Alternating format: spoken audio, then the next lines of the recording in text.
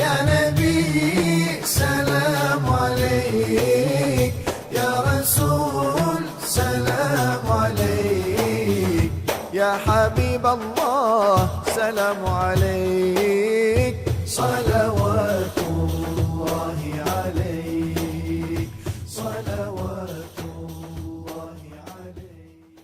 آج کی گفتگو قرآن کریم کی روشنی میں ان ہستیوں کے متعلق ہے کہ جنہیں اللہ سبحانہ و تعالی نے انسانیت کی امامت اور قیادت کا منصب عطا فرمایا۔ انبیاء و مرسلین علیہم الصلاۃ کے تذکروں سے قرآن کریم بھرا ہوا ہے،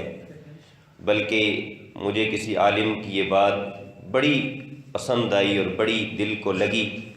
کہ اس نے کہا کہ اگر قرآن کریم کو اول سے لے کر آخر تک پڑھا جائے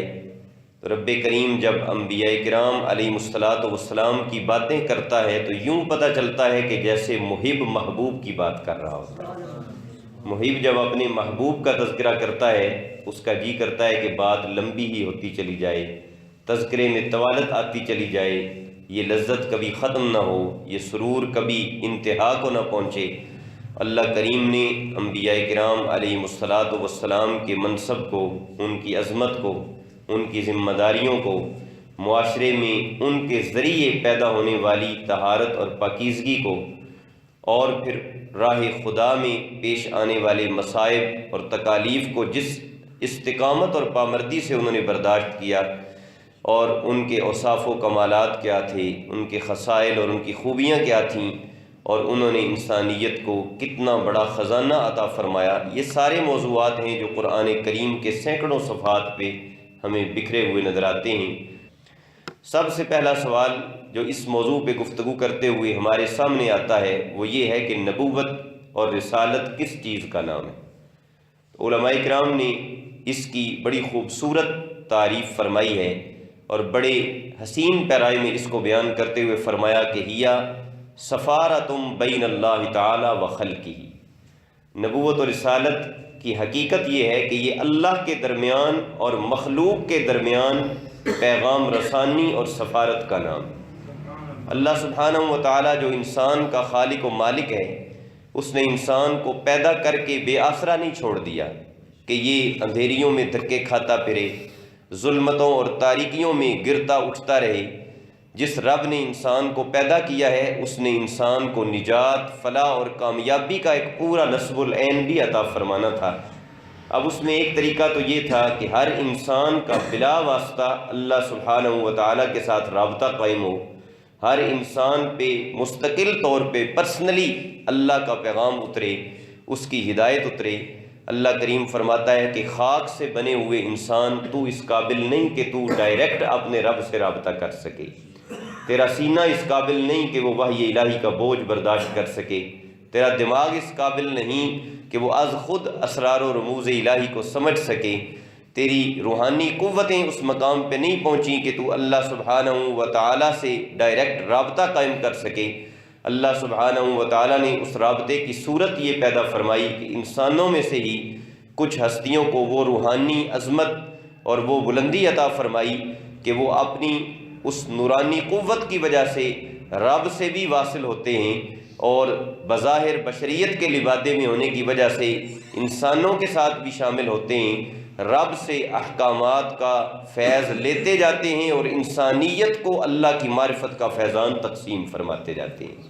اسی کا نام نبوت اور رسالت ہے کہ اللہ سے احکام لینا، اس سے شریعت وصول کرنا، اس سے کتاب اور وحی کو وصول کرنا، اور پھر اس میں اللہ تعالیٰ نے انسانوں کی دنیا اور آخرت کے بھلے کے لیے جو بھی رہنمائی فرمائی ہے اسے پوری وضاحت کے ساتھ، پوری ذمہ داری کے ساتھ، پوری دیانتداری کے ساتھ، اور بلا کم و کاست جس طرح اللہ کی طرف سے حکم اترے اسی طرح انسانیت کے سامنے پیش کر دینا، بلکہ اپنے عمل اور کردار سے اس کا ایک نمونہ پیش کرنا، یہ نبوت و رسالت کی حقیقت ہے۔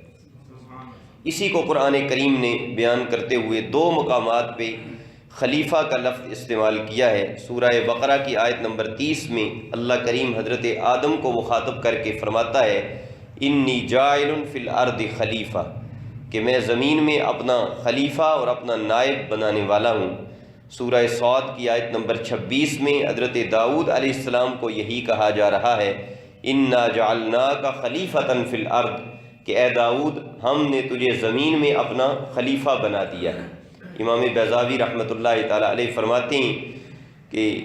نام لے کر تو اگرچہ صرف ان 2 پیغمبروں کو کہا گیا، لیکن اللہ نے جتنے بھی پیغمبر بھیجے ہیں، جتنے بھی رسول اور نبی بھیجے ہیں، ہر نبی اس دنیا میں کس حیثیت کے ساتھ آیا ہے؟ وہ رب کا نائب اور رب کا خلیفہ بن کے آیا ہے۔ آپ اس بات پہ تھوڑی سی توجہ کر لیجئے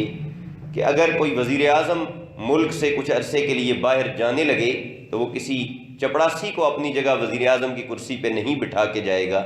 اگر سپریم کورٹ کے چیف جسٹس نے جانا ہو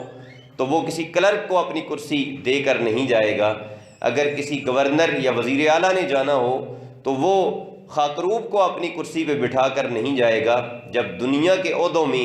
اپنی نیابت کے لیے، اپنی خلافت کے لیے، اپنی جگہ کسی کو رکھنے کے لیے مقام اور مرتبے کے لحاظ سے تعین کیا جاتا ہے کہ جس میں وہ اہلیت ہو، وہ صلاحیت ہو، جس کے اندر وہ قوتیں اور طاقتیں ہوں کہ وہ اس عہدے کی نزاکتوں کو سمجھ بھی سکے، اس کی ذمہ داریوں کو نبھا بھی سکے، جب دنیا میں یہ سب مد نظر رکھا جاتا ہے تو بلا تشبیہ و تمثیل جو رب العالمین بھی ہے اور احکم الحاکمین بھی ہے، جب اس نے کچھ ہستیوں کو اپنا نائب اور اپنا خلیفہ بنایا ہوگا تو رب نے انہیں کتنی عظمتیں عطا فرمائی ہوں گی، انہیں کتنی شانوں سے نوازا ہوگا، اور ظاہر اور باطن کے لحاظ سے انہیں کتنی قوتیں اور کتنی عظیم ترین صلاحیتیں عطا فرمائی ہوں گی۔